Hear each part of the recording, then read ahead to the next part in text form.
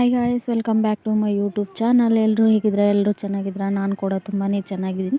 ಬನ್ನಿ ಇವತ್ತಿನ ವೀಡಿಯೋನ ಶುರು ಮಾಡೋಣ. Let's go.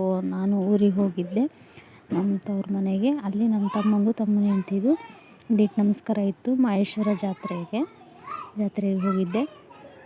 ಅಲ್ಲಿ ಹೊಳೆಯಲ್ಲಿ ಈ ಥರ ಅವೆಲ್ಲ ಪೂಜೆ ಮಾಡಿಬಿಟ್ಟು ದೀಟ್ ನಮಸ್ಕಾರ ಹಾಕ್ತಾರೆ. ಏನಾದರೂ ಹರಕೆ ಇದ್ದರೆ ತೀರಿಸ್ಬೇಕು ಅಂತ, ಅಂದರೆ ಮಹೇಶ್ವರನಲ್ಲಿ ಬೇಡ್ಕೊಂಡಿದ್ರಂತೆ ಅವರೇನು ಮದುವೆ ಆದರೆ ಹಾಕ್ತೀವಿ ಅಂತ.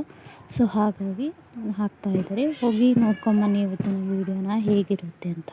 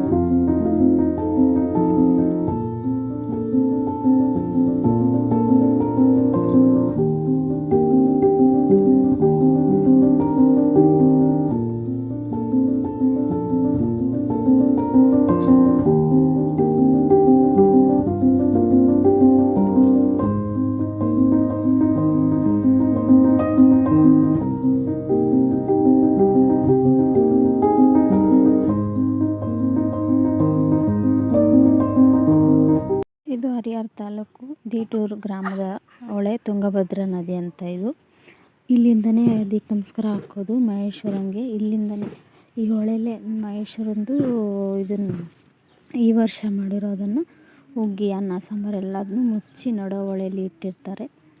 ಅದನ್ನು ನೆಕ್ಸ್ಟ್ ವರ್ಷ ತೆಗಿತಾರೆ ನೋಡಿ. ತುಂಗಭದ್ರಾ ನದಿ ಅಂತ ಇದು.